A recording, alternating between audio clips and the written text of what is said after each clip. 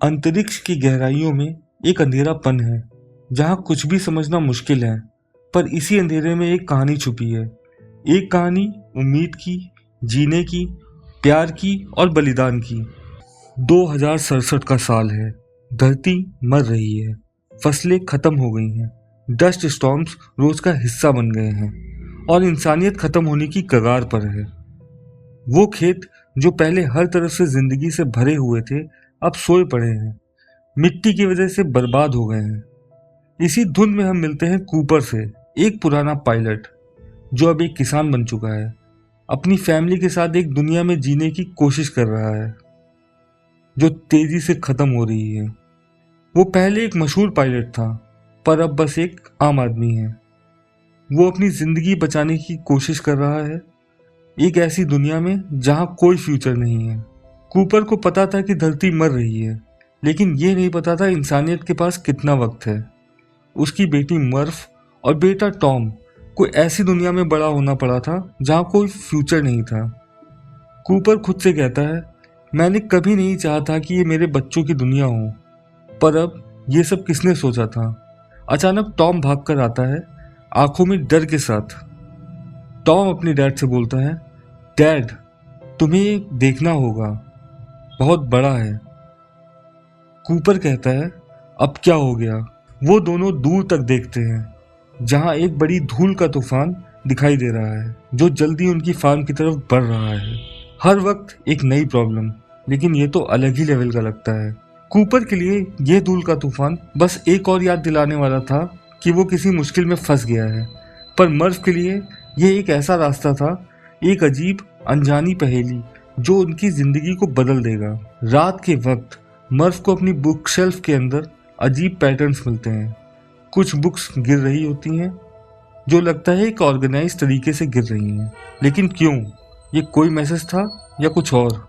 मर्फ गुस्सा होते हुए बोलती है, ये बस मिट्टी नहीं है डैड, कुछ और है। कोई हमें कुछ बताने की कोशिश कर रहा है। कूपर उसको चुप कराते हुए बोलता है, ये बस एक गलत फहमी है मर्फ, तुम ज़्यादा सोच रही हो।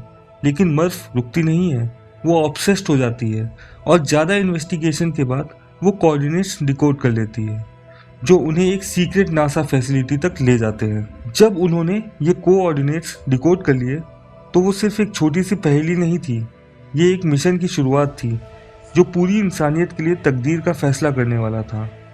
नासा का एक सीक्रेट बेस जहां इंसानियत की आखिरी उम्मीद छुपी थी।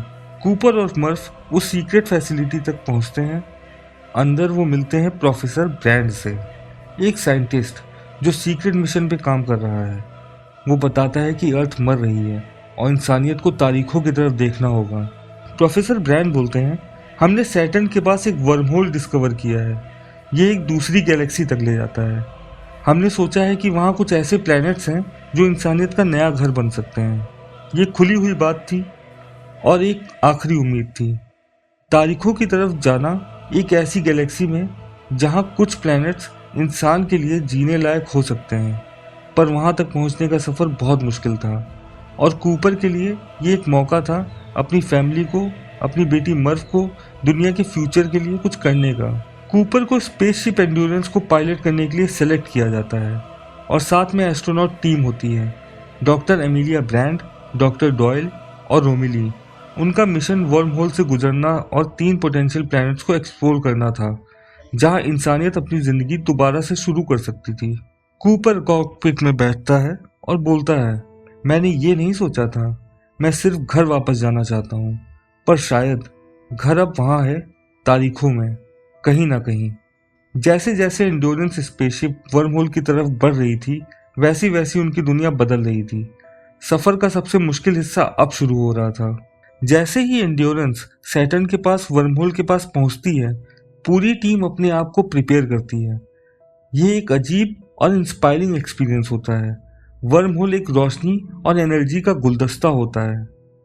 टीम इसको क्रॉस करती है और जो होता है वो बिल्कुल बेहतरीन और दिमाग का दही कर देने वाला होता है। उनका सफ़र एक नई गैलेक्सी में शुरू होता है। डॉक्टर एमिलिया ब्रैंड हैरान होकर बोलती है, ये सब कुछ हमने कर दिया, इंसानियत का फ्यूचर वहाँ है। लेकिन जब अंतरिक्ष में इस सफ़र में कुछ भी समझना मुश्किल हो, हर एक डिसीजन जिंदगी और मौत का फैसला बन जाता है। हर प्लेनेट पर जब वो उतरते हैं, समय और ग्रेविटेशन उनके लिए सबसे बड़ा दुश्मन बन जाता है। टीम पहले प्लेनेट मिलर्स प्लेनेट पर पहुंचते हैं, एक पानी से भरा प्लेनेट जहां समय अलग चल रहा है क्योंकि एक ब्लैक होल का ग्रेविटेशन उसके आसपास है। हर एक घंटा यहाँ 7 साल के बराबर अर्थ पे गुजरता है। कूपर एमिलिया से बोलता है, हम सिर्फ टाइम से नहीं, इंसानियत की जीने की कोशिश कर रहे हैं। वो लैंड करते हैं लेकिन जल्द ही डिजास्टर आ जाता है। जब एक मैसिव वेव उनकी तरफ बढ़ रही होती है, वो किसी तरह से जान बचाकर निकलते हैं, लेकिन इस बार के लॉस काफी बड़ा होता है। जब उनकी स्पेसशिप वापस आती है, उन्हें पता चलता है कि वो 23 साल का वक्त खो चुके हैं और अर्थ पर उस वक्त बहुत कुछ बदल गया था। स्पेसशिप में उन्हें यह पता चलता है कि वो 23 साल खो चुके हैं। मर्फ अब एक एडल्ट हो गई है और नासा पर काम कर रही है। वो काफी डेस्परेट हो गई है अपने फादर को मदद देने के लिए। वो पता करती है कि प्रोफेसर ब्रैंड का मिशन जो था वो कभी पूरा नहीं हो सकता था बिना किसी सैक्रिफाइस के। मर्फ गुस्से में बोलती है, वो हमसे झूठ बोल रहा था, हमारे पास कोई सल्यूशन नहीं था, उसने कभी नहीं बताया। जब स्पेस में हमारी सबसे बड़ी आस थी, वो सिर्फ एक छोटा झूठ निकला, एक ऐसा झूठ जो इंसानियत को मार देने वाला था। पर ये जिंदगी, ये सफर, ये मुश्किलें कभी भी हमारी ताकत कम नहीं कर पाई। कूपर के अंदर एक ऐसी ताकत थी जो अपनी बेटी मर्फ के लिए और इंसानियत के लिए कुछ भी करने को तैयार थी। जैसे जैसे टीम दूसरे प्लेनेट की तरफ बढ़ती है, उन्हें ये पता चल जाता है कि डॉक्टर ब्रैंड का असली प्लान कभी भी अर्थ को बचाना नहीं था। उसका असली प्लान था इंसानियत को बचाना, लेकिन उनकी जिंदगी के सफर में कुछ लोगों को सैक्रिफाइस करना पड़ता है। कूपर धीरे से गुस्सा होते हुए बोलता है, तुमने जानबूझकर हमसे झूठ बोला था। तुमने हमेशा ये जाना था कि वापस आना पॉसिबल नहीं था। ये सच था, और ये सच था कि उन्होंने कभी नहीं सोचा था कि मिशन कभी भी इंसान की जान के लिए सफल हो सकता है। ये एक आखिरी कोशिश थी, लेकिन एक कोशिश जो इंसानियत की उम्मीद के साथ रिश्ता बनाती है। अब ये रिश्ता हमारे सामने था। अब ये सब कुछ कहने का वक्त आ गया था। कूपर को डिसाइड करना पड़ता है कि वो अपनी जान की कुर्बानी देगा। उसका डिसीजन था कि वो अपनी स्पेसशिप को डायरेक्टली ब्लैक होल के अंदर डाले ताकि वो ज़रूरी डेटा अर्थ तक भेज सके, जिसे समझना इंसानियत के लिए ज़रूरी था। जैसे ही वो ब्लैक होल के अंदर घुसा, वो अपने आप को एक टेसरैक्ट में पाता है, एक ऐसी दुनिया जो समय और स्थल के आगे चलती है।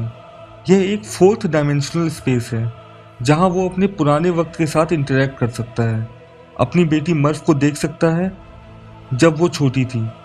कूपर धीरे से बोलता है, मर्फ, तुम्हें मुझे मानना होगा। ये हमारी जिंदगी का लास्ट चांस है।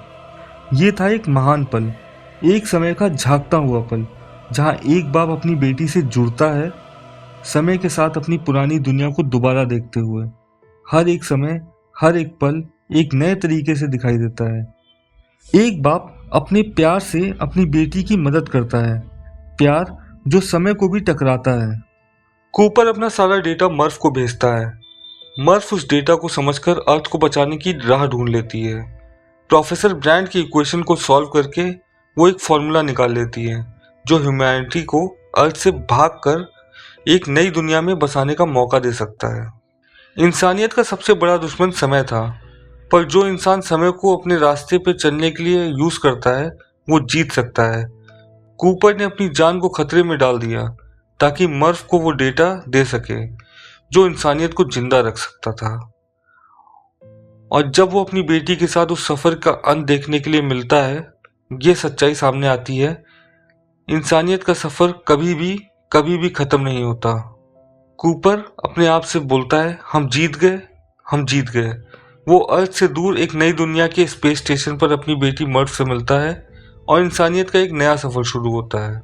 अंतरिक्ष, समय और सपने, ये सब कुछ हमारे कंट्रोल में नहीं था, पर जो एक चीज कभी नहीं बदलती वो है इंसान का प्यार। प्यार जो समय को भी रोक सकता है, प्यार जो अंतरिक्ष को भी जीत सकता है। ये थी एक कहानी, एक सफर जो हम सबको याद दिलाता है कि इंसानियत कभी भी हार नहीं सकती, क्योंकि जब तक प्यार है तब तक जीने की उम्मीद रहती है। अगर आपको ये पसंद आया हो तो इसको प्लीज़ लाइक करें, शेयर करें और सब्सक्राइब करें। नमस्कार।